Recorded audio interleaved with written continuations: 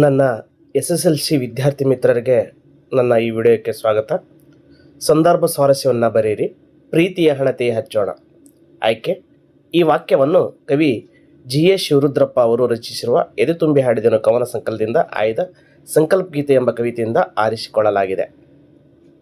ಮಕ್ಕಳೇ, ಸಂದರ್ಭವನ್ನು ಗಮನಿಸಿದ್ದೆ ಆದರೆ ಕವಿ GS ಶಿವರುದ್ರಪ್ಪನವರು ಸಮಾಜದಲ್ಲಿ ಹರಡಿರುವ ದ್ವೇಷ ಎಂಬ ಕತ್ತಲೆಯ ಬಗ್ಗೆ ತಿಳಿಸುತ್ತಾ ಆ ಕತ್ತಲೆಯನ್ನು ಹೋಗಲಾಡಿಸಲು ಪ್ರೀತಿ ಎಂಬ ಹಣತೆಯನ್ನು ಹಚ್ಚಬೇಕು.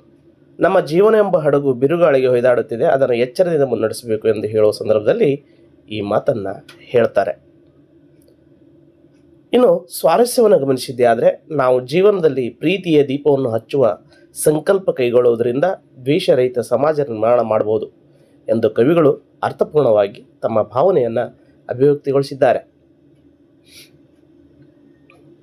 ಹಾಗೆ ಮುಂದುವರಿಯುತ್ತಾ ಹೊಸ ಭರವಸೆಗಳನ್ನು ಕಟ್ಟೋಣ ಅನ್ನುವಂಥ ಸಂದರ್ಭ. ಆಯ್ಕೆ. ಈ ವಾಕ್ಯವನ್ನು ಕವಿ GS ಶಿವರುದ್ರಪ್ಪ ಅವರು ರಚಿಸಿರುವ ಎದೆ ತುಂಬಿ ಹಾಡಿದನು ಎಂಬ ಕವನ ಸಂಕಲನದಿಂದ ಆಯ್ದ ಸಂಕಲ್ಪ ಗೀತೆ ಎಂಬ ಕವಿತೆಯಿಂದ ಆರಿಸಲಾಗಿದೆ.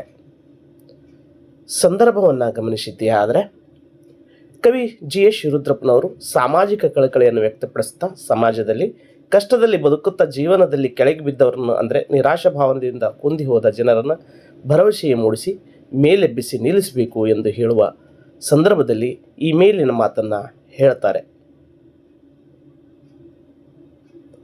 ಹಾಗೆ ಇದರ ಸ್ವಾರಸ್ಯವನ್ನು ನೋಡಿದ್ರೆ ನಾವು ಹೊಸ ಭರವಸೆಯನ್ನು ಮೂಡಿಸುವ ಸಂಕಲ್ಪ ಕೈಗೊಳ್ಳುವುದರಿಂದ ಸಮಾಜದ ನೈತಿಕ ಅಂಧಪತನವನ್ನು ತಡೆಯಬಹುದು ಎಂಬ ಅಮೂಲ್ಯವಾದ ಭಾವನೆ ಸ್ವಾರಸ್ಯಪೂರ್ಣವಾಗಿ ವ್ಯಕ್ತವಾಗಿದೆ. ಇನ್ನು ಹೊಸ ಎಚ್ಚರದಳು ಬದುಕೋಣ ಅನ್ನುವಂತಹ ಒಂದು ಸಂದರ್ಭ. ಈ ವಾಕ್ಯವನ್ನು ಕವಿ GS ಶಿವರುದ್ರಪ್ಪ ಅವರು ರಚಿಸಿರುವ ಎದೆ ತುಂಬಿ ಹಾಡಿದನು ಕವನ ಸಂಕಲನದಿಂದ ಆಯ್ದ ಸಂಕಲ್ಪ ಗೀತೆ ಎಂಬ ಕವಿತೆಯಿಂದ ಆರಿಸಿಕೊಳ್ಳಲಾಗಿದೆ. ಮಕ್ಕಳೇ, ಇದರ ಒಂದು ಸಂದರ್ಭವನ್ನು ಗಮನಿಸಿದ್ದೇ ಆದರೆ ಕವಿ GS ಶಿವರುದ್ರಪ್ಪನವರು ಮತ ಧರ್ಮಗಳು ನಮ್ಮ ಜೀವನ ಮಾರ್ಗಗಳು ಎಂದು ಹೇಳುತ್ತಾ ಭೇದ ಭಾವ ಮರೆತು ಆಯಾ ಧರ್ಮದಲ್ಲಿರುವ ಒಳಿತುಗಳನ್ನು ಎಚ್ಚರಿಕೆಯಿಂದ ಗುರುತಿಸಿ ಅಳವಡಿಸಿಕೊಳ್ಬೇಕು ಎಂದು ಹೇಳುವ ಸಂದರ್ಭದಲ್ಲಿ ಈ ಮೇಲಿನ ಮಾತನ್ನು ಹೇಳುತ್ತಾ ವಿವರಿಸ್ತಾ ಹೋಗ್ತಾರೆ.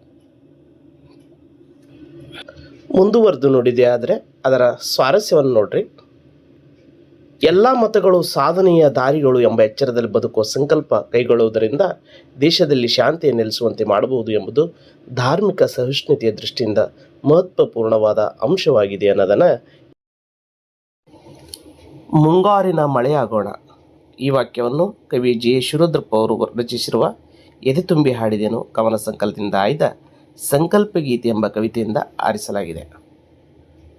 ಇದರ ಸಂದರ್ಭವನ್ನು ನಾವು ಗಮನಿಸಿದ್ದೇ ಆದರೆ ಕವಿ GS ಶಿವರುದ್ರಪ್ಪನವರು ಪರಿಸರ ಮಾಲಿನ್ಯದ ಬಗ್ಗೆ ತಮ್ಮ ಕಾಳಜಿ ವ್ಯಕ್ತಪಡಿಸ್ತಾ ನದಿ ಜಲಗಳು ಕಲುಷಿತವಾಗಿವೆ, ಕಾಡು ಮೇಡುಗಳೆಲ್ಲ ಬರಡಾಗಿವೆ, ಆದ್ದರಿಂದ ನಾವು ಮುಂಗಾರು ಮಳೆಯಾಗಿ ಜಲಮಾಲಿನ್ಯವನ್ನು ಹೋಗಲಾಡಿಸಬೇಕು ಎಂದು ಹೇಳುವ ಸಂದರ್ಭದಲ್ಲಿ ಈ ಮಾತನ್ನು ಹೇಳ್ತಾರೆ. ಇದರ ಸ್ವಾರಸ್ಯವನ್ನು ಗಮನಿಸಿದ್ದೇ ಆದರೆ ನಾವು ಮುಂಗಾರಿನ ಮಳೆಯಂತೆ ಪರಿಸರ ಸಂರಕ್ಷಿಸುವ ಸಂಕಲ್ಪ ಕೈಗೊಳ್ಳುವುದರಿಂದ ನದಿ ಜಲಗಳನ್ನು ಶುದ್ಧವಾಗಿ ಇಟ್ಕೊಳ್ಬೋದು ಎಂದು ಹೇಳಿರುವ ಮಾತು ಇಂದಿನ ಸಮಾಜಕ್ಕೆ ನೀತಿ ಪಾಠವಾಗಿದೆ.